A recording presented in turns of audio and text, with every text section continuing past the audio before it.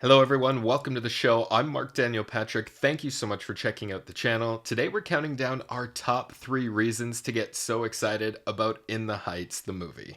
But first, don't forget you can find me at the Patreon page at the link below, and you can also find me on Instagram at Marc Daniel Patrick. Making its Broadway debut in 2005, the Tony Award-winning musical In the Heights is finally inching closer to its June 18th release. For fans of the musical, this has felt like the most prolonged wait for In the Heights to finally hit the big screen.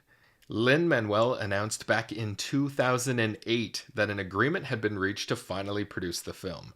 But a couple of setbacks, a pandemic, and a scandal later, here we are 13 years after, and finally the second bank of trailers has just been released.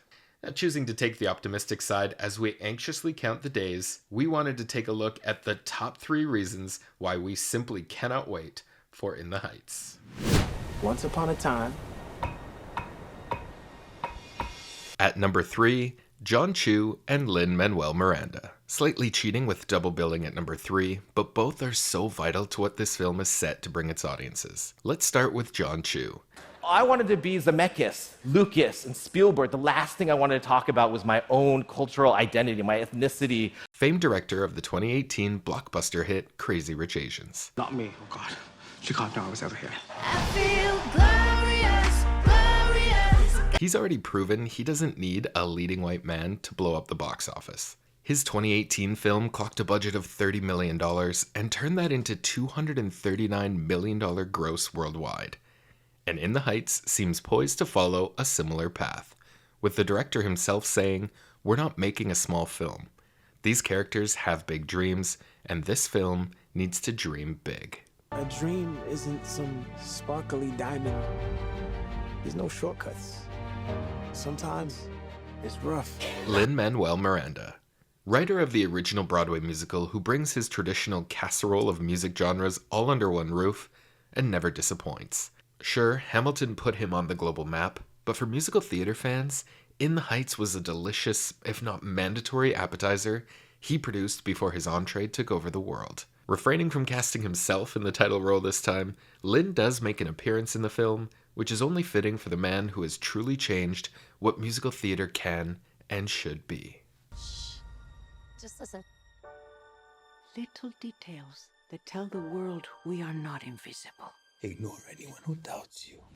At number 2, Anthony Ramos. On it. Hey, y'all. Good morning. Not his first musical rodeo. Anthony, of course, appeared in the original cast of Hamilton on Broadway and showed up arm in arm with Lady Gaga in the 2018 release of A Star is Born. If you're not familiar with his work by now, trust us, in just a few months, you will be. His grit, charisma, and big beautiful heart will be on full display in his first undertaking as leading man. This is me. Be sure to also look out for him as the 2021 spring Calvin Klein poster boy. What does Juanito mean? What else could possibly take the number 1 spot but the incredible Latino representation? If you didn't catch the live virtual event promoting the film, one of the biggest takeaways was the push to ensure Latinos finally have their rightful moment in the spotlight. I've been saving up all my pennies in my piggy bank for this day. This is going to be an emotional roller coaster. The odds are against you. But there's a chance, right? Much like the Asian population prior to the release of Crazy Rich Asians, Latinos have been far underrepresented in on-screen speaking roles for a number of years, despite making up over 14% of the American population. Caliente café con leche. On these blocks, you can't walk 2 steps without bumping into someone's big plan.